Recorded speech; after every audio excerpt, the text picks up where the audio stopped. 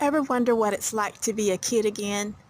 To have that extraordinary energy and extraordinary imagination? Well, today I went back into my childhood, a playground where I grew up, taking care of relatives, taking a break to swing and to slide with my siblings.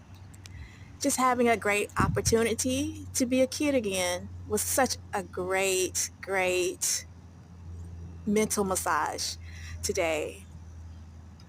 Priceless, unexchangeable, being in nature, being reminded of what it's like to be liberal and free.